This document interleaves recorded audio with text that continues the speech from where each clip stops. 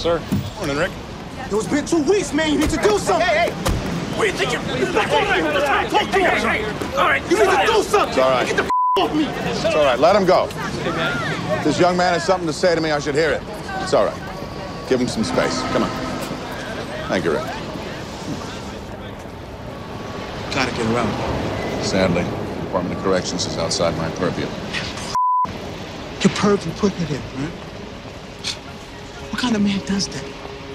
Sends his own daughter to jail. Did you dare to judge my actions? If I hadn't pissed in the faces of federal agents preempting their raid, she'd be stuck in Joliet's general population right now. The fact that she is where she is at all isn't because of me, it's because of a piece of drug dealer like you. I've heard what you had to say. I'll take it under consideration. Remember to vote. Man, if you don't get her out, I swear. You'll do what?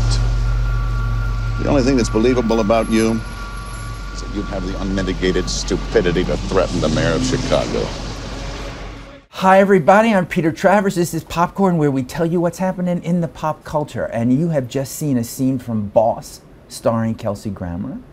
And I think you can tell from that scene that this ain't Frasier Crane, you know? But what we do have here is the real Kelsey Grammer. So welcome to the show. Thank you. Kelsey, in that clip from Boss, or almost any clip we see, you are a rotten son of a bitch bastard. Pretty much, yeah. Yeah. So why did they say, we have to have you? Kelsey Grammer needs to play this mayor of Chicago. Well, that's because I actually helped create it.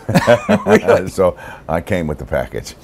Yeah, I first met Farhad Safinia just for a drink one morning, and we discussed, some of our likes and dislikes and what we thought might be fun to do. And several months later, we got together and thought, let's try to hatch an idea. So, derivative of Shakespeare, the hope was to tell a modern epic tragedy. Mm-hmm. And so most of them have kings and courts and privy councils and betrayals and secrets and documents. And we borrowed from that to kind of transplant that sensibility to modern day. And oddly enough, it translates pretty well. In fact, maybe modern day is just like it was 400 years ago. We thought it would be interesting to explore that line that we suspect may happen in politics, where it crosses from threat to actual violence, and let people see it.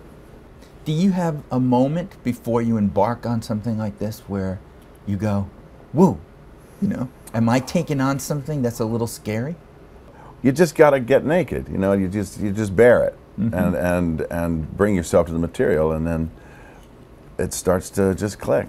It just clicks. Just come to it honestly and openly, and then find it. And this guy is aggressive, and he's a fighter, and he's well, tell a little bit about who he is for those that haven't found STARZ yet. He's Mayor Tom Keane of Chicago, but who is he? He's a guy who came up through the ranks of political machinery and learned how to master them in the school of hard knocks, basically, under some guys who were probably like he is now. He's ruthless and far-sighted. He knows exactly what he's doing at all times. He's 6 moves ahead of everybody else in the game. And he is a fighter, like I said before. He is somebody who will not quit. If he has a vision, if he has a desire, if he has anybody that even crosses him, they are out of line, and that has to be taken care of. The other fact you left out is that he's dying. Well, he's dying. Got a debilitating. He's been given a death sentence, basically, and so now his life's work, the remainder of his life, is dedicated to maybe rewriting history, or at least writing history in a way that pleases him, so that his legacy is preserved as something towering, like the city he runs. It's all about his kingdom. It's all about being the king. That's how it harkens back to the Shakespearean thing. A metaphor for a kingdom to us is Chicago. That's why we chose it. And you imagine betrayals and loose behavior and manipulation and union bosses and tradesmen, and how it all intertwines. And contracts are bid, and so it all becomes. That's the language of this particular role, but it's not a political drama. It's a human behavior drama. It's about a man's desire to be remembered the way he wants to be, and how tough he is. There's a scene where you're talking to your physician, about what's happening to you and what you're most afraid of losing. And I'm very struck by the word awareness.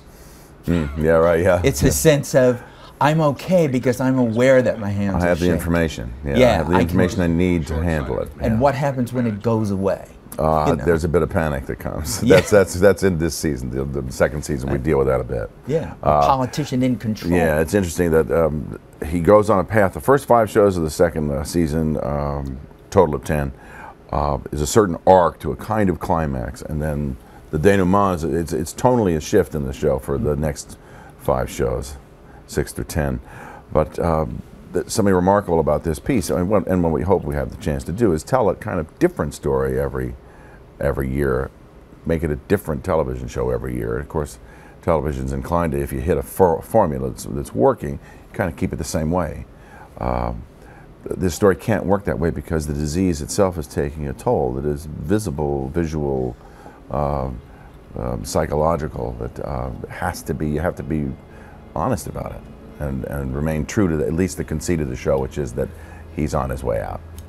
Was there anything tough for you personally to play? Was there some moment in that first season and the second that you finished where you had to say, whoa, this is a tough one? What I like about the show is that we've had the courage to write monologues, write, beefy pieces of dialogue as well that are, it's just engaging to me. I mean, I love the English language, and I love that expression. And so in a way, stylistically, this is a different show than people are used to seeing. Some of our partners, Lionsgate, for instance, and even STARZ, we're very concerned about, wow, it's such a long speech. In television, we think that you should actually, and I thought to myself, well, I actually have been on television for some time now, and I think the audience is ready for this. So we got to a place where everyone had a kind of comfortable détente about the size of the speeches and the kind of dialogue we were doing. And there is a stylistic language that is a part of this that I kind of chalk off to the idea of political doublespeak. Politicians do talk in a way that never actually says anything. It's just, and by definition, they kind of have to, because you got to be careful.